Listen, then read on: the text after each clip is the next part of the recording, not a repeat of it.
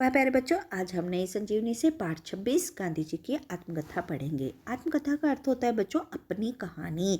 इस पाठ में गांधी जी ने अपने विद्यार्थी समय के बारे में, विद्यार्थी में जब वे पढ़ा करते थे, उस जीवन के बारे में बताया है। तो बच्चों, उन्होंने आत्मकथा शुरू करने से पहले अपने माता पिता के बारे में भी बताना उचित समझा। तो हम पढ़ते हैं उनकी लिखी आत्मकथा। तो उन्होंने कहा कि उनके पिता, जिनका नाम करमचंद गांधी था, वे राजकोट के दीवान थे। उनके पिता सत्यप्रिय, साहसी और उदार व्यक्ति थे और उनकी माता का स्वभाव बहुत अच्छा था। धार्मिक विचारों की महिला थी उनकी माँ। तो बच्चों, पूजा पाठ किए बिना भोजन नहीं खाती थी। उन्होंने कहा जब 2 अक्टूबर 1869 को जब उनका जन्म पोरबंदर में हुआ और पोरबंदर के बाद जब पिताजी राजकोट गए तो उनकी आयु 7 वर्ष थी और वहाँ उन्हें हाई स्कूल में डाला गया। तो बच्चों, वहाँ पर वे शिक्षक और लड़कों से बात करते हुए झिझकते थे। संकोची का अर्थ होता है झिझकना। और उस समय बच्चों टेलीविज़न तो हुआ नहीं करते थे और जो लोग होते थे वे महापुरुषों के विचारों से प्रभावित होकर नाटक किया करते थे। तो बच्चों, और किताबें भी पढ़ा करते थे। महापुरुषों की किताबें भी पढ़ा करते थे। तो जब गांधी जी ने अपने विद्यार्थी जीवन में श्रवण पितृभक्ति और सत्यवादी हरिश्चंद्र नाटक को पढ़ा और उन्हें देखा, तो बच्चों उन्होंने सोचा कि मैं भी श्रवण की तरह अपने माता पिता की सेवा करूंगा और सत्यवादी हरिश्चंद्र की तरह हमेशा सच बोलूंगा। तो बच्चों, जब उनके ये देखिए बच्चों इस चित्र को, ये श्रवण कुमार अपने माता पिता जी को भंगी में बिठाकर तीर्थ यात्रा के लिए ले जा रहे हैं।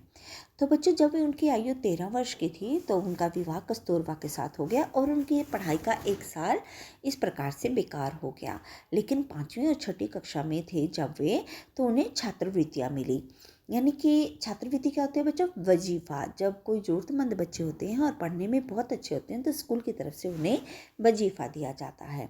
बच्चों, गांधी जी अपने चाल चलन की ओर भी बहुत ध्यान देते थे। चाल चलन क्या होता है बच्चों? व्यक्तित्व, यानी कि करैक्टर, कि कोई उन्हें कोई गलत साबित ना कर दे।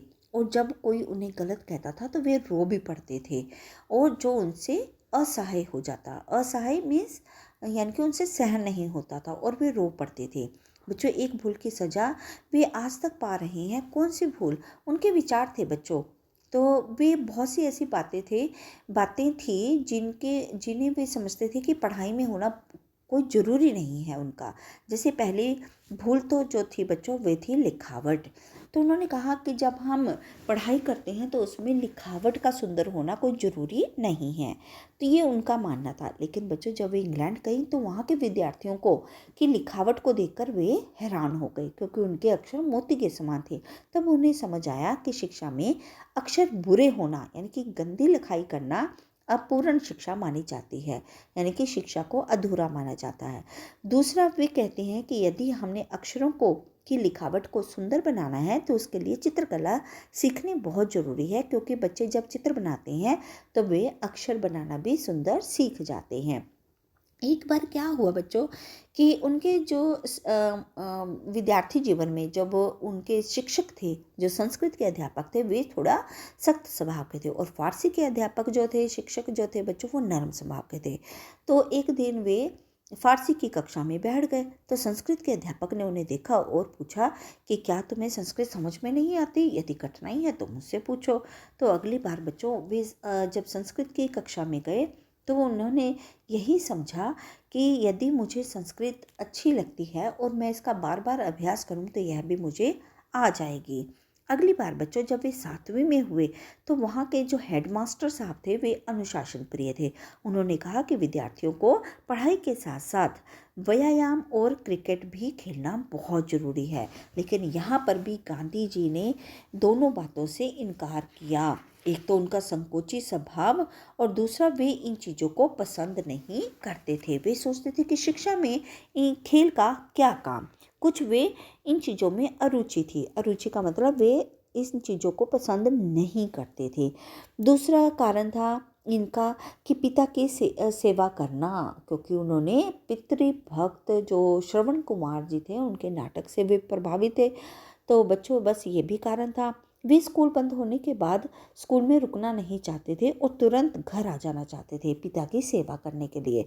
तो उन्होंने इससे छुटकारा पाने के लिए अपने हेडमास्टर को एक प्रार्थना पत्र भी लिखा, जिसे मंजूरी नहीं मिली। तो बच्चों, उन्हें अब जाना पड़ता था। तो एक दिन क्या हुआ कि शनिवार को जब वे सवेरे उठे, तब उस समय बच्चों बादल छाए हुए थे। उन्हें समय का ज्ञान ही नहीं हुआ और वे मैदान में देरी से पहुंचे। उन्होंने जब कारण बताया तो हेडमास्टर साहब ने उसकी बात को झूठा साबित किया और उन्हें दंड दिया। और अंत में उन्होंने यही समझा, अपने आप को समझाया कि जो सच बोलने वाला है उसे असावधान नहीं रहना चाहिए। असावधान मीन्स लापरवाह नहीं रहना चाहिए। यदि हम सच बोलते हैं और दंड मिलता है, तो बच्चों हमें पता होना चाहिए कि सामने वाला हमारी बात को सच नहीं मान रहा और हमें दंड भुगतना ही पड़ेगा। तो बच्चों, अब चलते हैं इस पाठ के शब्दार्थ करते हैं। तो बच्चों, जो इस प्रकार से हैं: सत्य प्रिय, सत्य को प्यार करने वाला, उदार, खुले हृदय वाला, सत्यवादी, सच बोलने वाला। बच्चों, प्रिय प्यार करने वाला, वादी बोलने वाला, अप्रसन्न, नाराज, संकोच, झिझक वाला, छात्रवृत्ति, वजीफा, असावधान, लापरवाह, प्रभाव, असर, प्रयत्न, कोशिश। बच्चों, इस पाठ का स्वयं से भी अध्ययन करें। धन्यवाद।